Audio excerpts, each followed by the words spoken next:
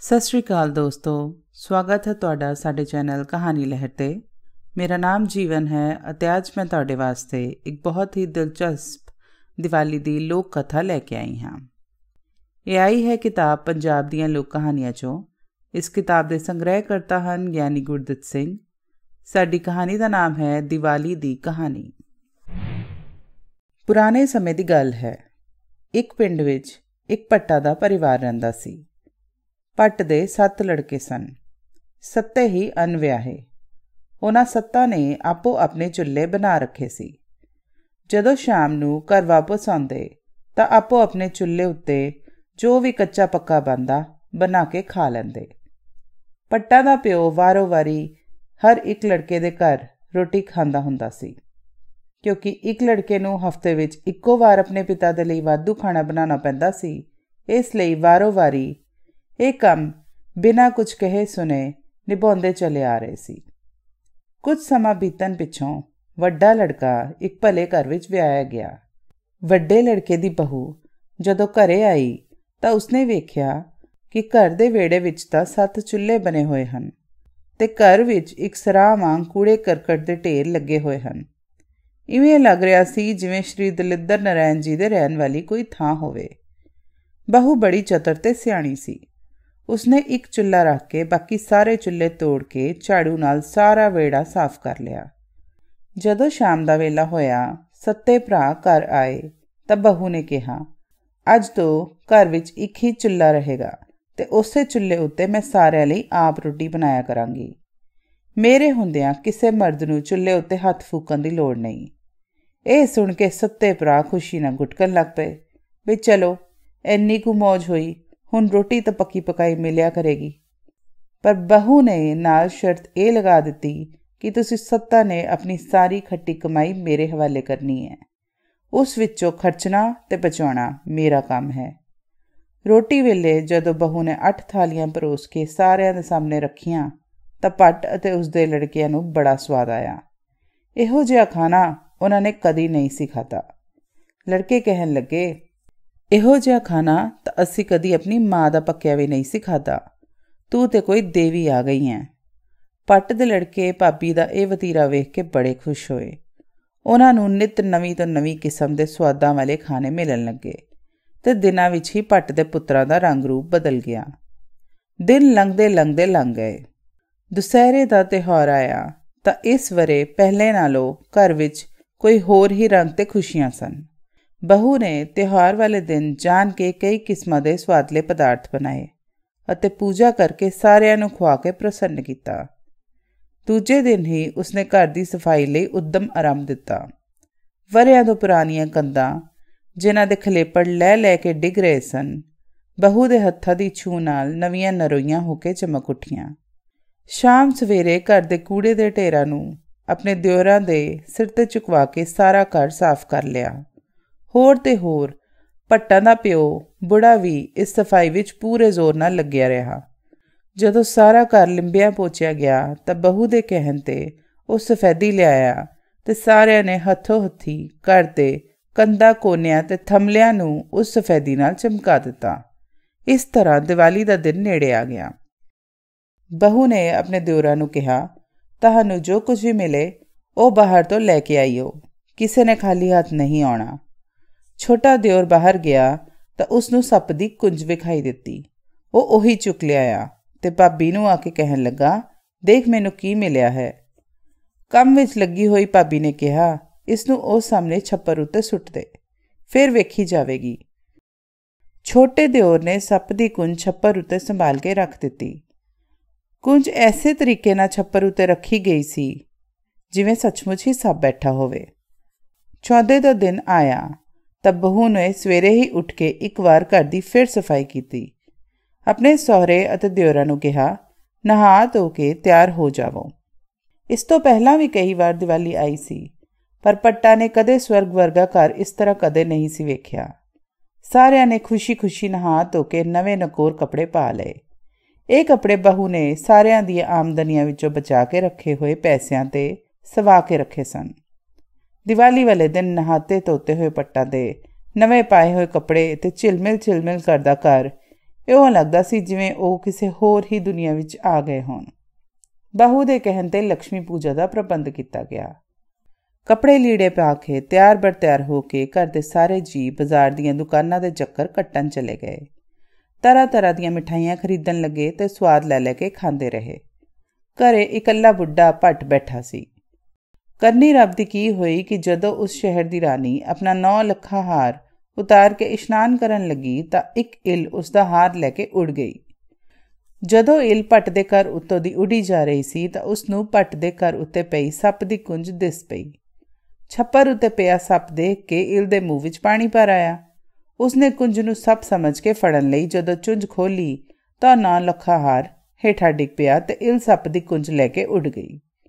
ਰਾਜੇ ਨੇ ਜਦੋਂ ਰਾਣੀ ਦੇ ਹਾਰ ਨੂੰ ਇੱਲ ਰਾਹੀਂ ਚੁੱਕੇ ਜਾਣ ਦੀ ਖਬਰ ਸੁਣੀ ਤਾਂ ਉਸਨੇ ਸਾਰੇ ਸ਼ਹਿਰ ਵਿੱਚ ਢਿੰਡੋਰਾ ਫਿਰਵਾ ਦਿੱਤਾ ਕਿ ਜੇ ਕੋਈ ਮੇਰੀ ਰਾਣੀ ਦਾ ਹਾਰ ਜਿਹੜਾ ਇੱਲ ਲੈ ਕੇ ਉੱਡ ਗਈ ਹੈ ਮੈਨੂੰ ਲਿਆ ਕੇ ਦੇਵੇਗਾ, ਉਹਨੂੰ ਮੂੰਹ ਮੰਗਿਆ ਇਨਾਮ ਦਿੱਤਾ ਜਾਵੇਗਾ।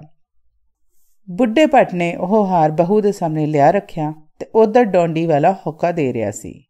ਬਹੂ ਨੇ ਆਪਣੇ ਸਹੁਰੇ ਨੂੰ ਕਿਹਾ ਕਿ ਤੁਸੀਂ ਜਾਵੋ, ਰਾਜ ਦਰਬਾਰ ਵਿੱਚ 3 ਵਾਰ ਵਚਨ ਲੈ ਆਓ ਅਤੇ ਰਾਜੇ ਨੂੰ ਇਹ ਹਾਰ ਦੇ ਆਓ। ਭੱਟ ਹਾਰ ਲੈ ਕੇ ਰਾਜ ਦਰਬਾਰ ਵਿੱਚ ਗਿਆ। ਰਾਜਾ ਬਹੁਤ ਹੀ ਖੁਸ਼ ਹੋਇਆ। ਉਸਨੇ ਕਿਹਾ, ਮੰਗ ਜੋ ਕੁਛ ਵੀ ਤੂੰ ਚਾਹੁੰਦਾ ਹੈ। ਜਿਸ ਤਰ੍ਹਾਂ ਭੱਟ ਨੂੰ ਉਸਦੀ ਨੂੰਹ ਨੇ ਸਿਖਾਇਆ ਹੋਇਆ ਸੀ ਉਸੇ ਤਰ੍ਹਾਂ ਭੱਟ ਨੇ ਕਿਹਾ, 3 ਵਾਰ ਵਚਨ ਦੇ ਦਿਓ, ਜੋ ਮੰਗਾਂਗਾ ਤੁਸੀਂ ਉਹ ਪੂਰਾ ਕਰੋਗੇ, ਤਾਂ ਹੀ ਮੈਂ ਆਪਣੀ ਮੰਗ ਪ੍ਰਗਟ ਕਰ ਸਕਦਾ ਹਾਂ। ਰਾਜੇ ਨੇ ਵਚਨ ਦਿੱਤਾ ਕਿ ਮੰਗ ਜੋ ਕੁਛ ਮੰਗਣਾ ਹੈ। ਭੱਟ ਨੇ ਕਿਹਾ, ਇੱਕ ਤਾਂ ਮੈਨੂੰ ਦੀਵਾਲੀ ਲਈ ਜਿੰਨਾ ਤੇਲ ਅਤੇ ਦੀਵੇ ਚਾਹੀਦੇ ਹਨ ਉਹਨਾਂ ਦਾ ਸਾਰਾ ਪ੍ਰਬੰਧ ਰਾਜੇ ਵੱਲੋਂ ਕੀਤਾ ਜਾਵੇ।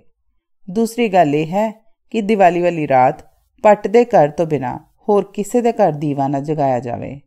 ਰਾਜੇ ਨੇ ਇਹ ਦੋਵੇਂ ਹੀ ਗੱਲਾਂ ਮੰਨ ਲਈਆਂ ਅਤੇ ਸਾਰੇ ਸ਼ਹਿਰ ਵਿੱਚ ਢਿੰਡੋਰਾ ਪਿਟਵਾ ਦਿੱਤਾ ਕਿ ਕੱਲ੍ਹ ਨੂੰ ਦੀਵਾਲੀ ਵਾਲੇ ਦਿਨ ਕੋਈ ਵੀ ਦੀਵਾ ਨਹੀਂ ਮਚਾਏਗਾ।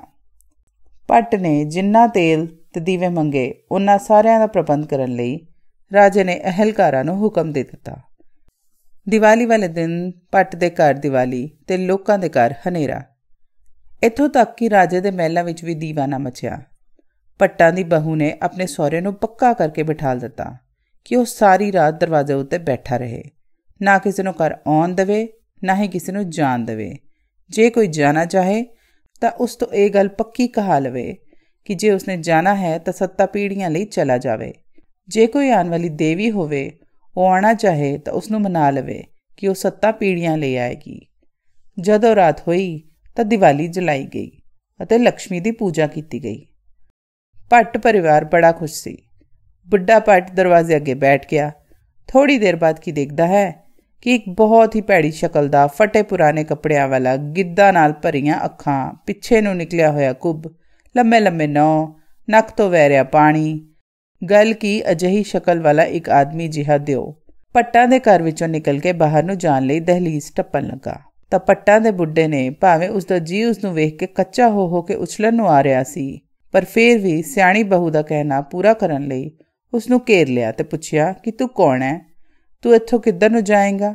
ਉਸਨੇ ਕਿਹਾ, ਮੈਂ ਇਸ ਘਰ ਵਿੱਚ ਇੱਕ ਪਲ ਵੀ ਨਹੀਂ ਰਹਿ ਸਕਦਾ। ਤੇਰੀ ਸੁਚੱਜੀ ਨੂੰਹ ਨੇ ਝਾੜੂ ਮਾਰ ਮਾਰ ਕੇ ਮੇਰੀ ਕਮਰ ਭੰਨ ਦਿੱਤੀ ਹੈ ਅਤੇ ਇਹਨਾਂ ਦੀਵਿਆਂ ਦੀਆਂ ਰੌਸ਼ਨੀਆਂ ਵਿੱਚ ਮੇਰੀਆਂ ਅੱਖਾਂ ਚਕਾਚੌਂਧ ਹੋ ਰਹੀਆਂ ਹਨ। ਇਸ ਘਰ ਦਾ ਇੱਕ ਕੋਨਾ ਵੀ ਐਸਾ ਨਹੀਂ ਜਿੱਥੇ ਮੈਂ ਛਿਪ ਕੇ ਕੁਝ ਚਿਰ ਲਈ ਬੈਠ ਸਕਾਂ। ਇੱਥੋਂ ਮੈਨੂੰ ਹੁਣ ਜਾਣਾ ਹੀ ਪਵੇਗਾ। ਮੈਂ ਦਲਿੱਦਰ ਨਰੈਣ ਹਾਂ, ਮੈਨੂੰ ਜਾਣ ਦਿਓ। ਬੁੱਢੇ ਭੱਟ ਨੇ ਆਪਣੀ ਸੋਟੀ ਖੜਕਾਉਂਦਿਆਂ ਕਿਹਾ, ਮਹਾਰਾਜ, ਮੈਂ ਇਸ ਤਰ੍ਹਾਂ ਨਹੀਂ ਜਾਣ ਦਿਆਂਗਾ। ਜੇ ਤੁਸੀਂ ਜਾਣਾ ਹੀ ਚਾਹੁੰਦੇ ਹੋ ਤਾਂ ਪਹਿਲਾਂ ਵਚਨ ਦਿਓ ਕਿ 7 ਪੀੜ੍ਹੀਆਂ ਲਈ ਜਾ ਰਹੇ ਹੋ।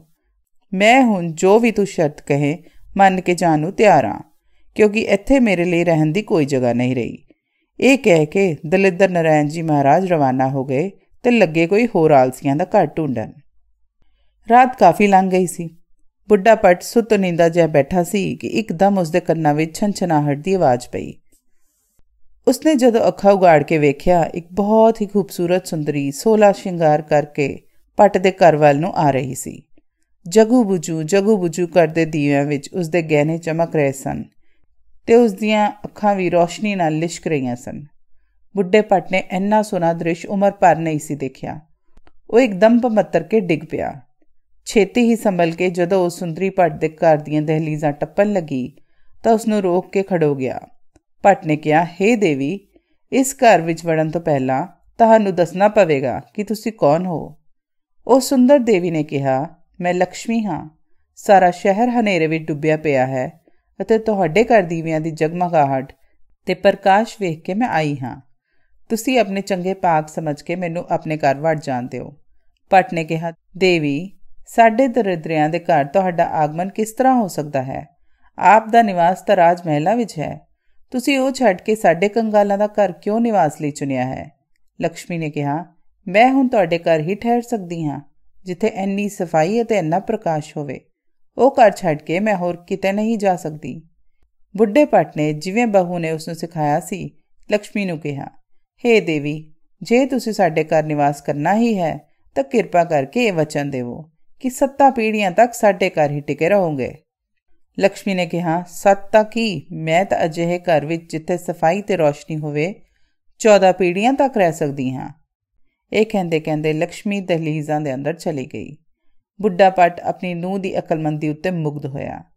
ਲਕਸ਼ਮੀ ਨੂੰ ਪ੍ਰਣਾਮ ਕਰ ਦਰਵਾਜ਼ਾ ਬੰਦ ਕਰਕੇ ਅੰਦਰ ਚਲਾ ਗਿਆ। ਕਹਿੰਦੇ ਨੇ ਉਹ ਭੱਟ ਹੁਣ ਤੱਕ ਧਨ ਦੌਲਤ ਨਾਲ ਮਾਲੋ ਮਾਲ ਹਨ। ਕਿਸੇ ਚੀਜ਼ ਦੀ ਕਦੇ ਤੋਟ ਉਹਨਾਂ ਨੇ ਨਹੀਂ ਦੇਖੀ ਕਿਉਂਕਿ ਉਹਨਾਂ ਦੇ ਘਰ ਇੱਕ ਸਿਆਣੀ ਤੇ ਸਫਾਈ ਪਸੰਦ ਬਹੂ ਆ ਗਈ ਸੀ। ਫੇਰ ਕਿਵੇਂ ਦੀ ਲੱਗੀ ਤੁਹਾਨੂੰ ਇਹ ਕਹਾਣੀ? ਸ਼ਾਇਦ ਤੁਸੀਂ ਸਾਰੇ ਵੀ ਅੱਜ ਕੱਲ੍ਹ ਆਉਣ ਵਾਲੀ ਦੀਵਾਲੀ ਦੀਆਂ ਸਫਾਈਆਂ ਵਿੱਚ ਰੁੱਝੇ ਹੋਵੋਗੇ।